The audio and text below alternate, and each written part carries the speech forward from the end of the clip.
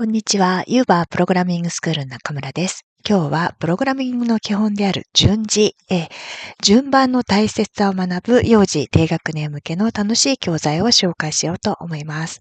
テーマは歯磨きです。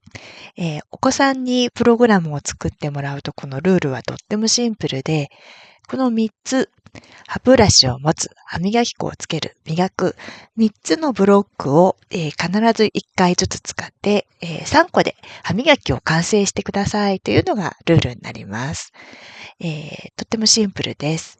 じゃあちょっとやってみましょうか。まず、わざと間違えてみます。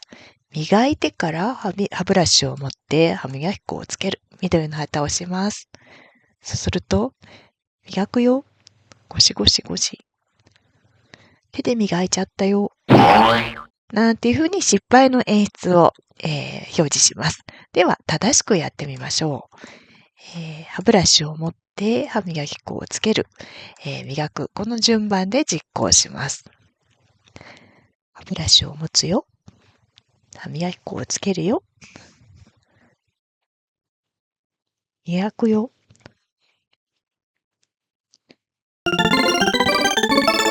これでピカピカ大成功です。このように順番が変わると結果が変わるということを面白い失敗を通して体験してもらう、感じてもらうのがこの教材の狙いになっています。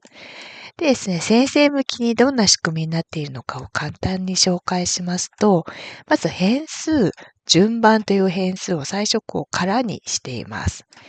画面に出してみます。最初に緑の旗を押すと空にしています。そして、それぞれの、このブロックですね。ブロックを実行するたびに順番の中に歯ブラシを持つだったら1を、歯磨き粉をつけるだったら2を、磨くなら3をという具合に、それぞれの値を追加していきます。つまりこれで実行すると、こちらが1、2、3という順番になります。ちょっと止めておきますね。こんな風に実行しますと、3、1、2という具合です。つまり、この順番の中身を条件に演出であったり、正誤判定をするというような仕組みになっています。じゃあ、どんな風に判定しているかというと、3つのブロックが終わった後にこちらの、判定の部分が動くんですが、順番が1、2、3の時だけ正解なので、正解の演出と、それから最後にピカピカって言って音を鳴らすって正解のところをやっています。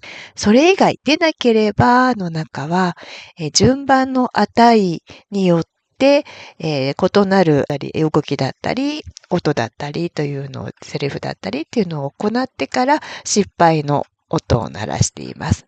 でそれぞれの演出はですね、こんな風に、順番の値と同じ名前を付けた定義の中で、コスチューム、見た目を変えたりですとか、あるいは、そうですね、歯磨き粉ってスプライトと連携したりなんていうのをやっています。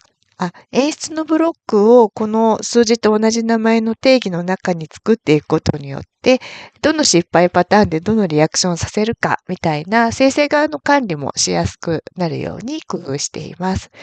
えー失敗した方が面白い、そういう教材の方が、お子さんたち非常に人気がありますので、ぜひ、コンピューターは命令された順番通りにしか動かないよというところを、ぜひお子さんと一緒に楽しみながら、こういう教材で体感してみていただけたらなと思います。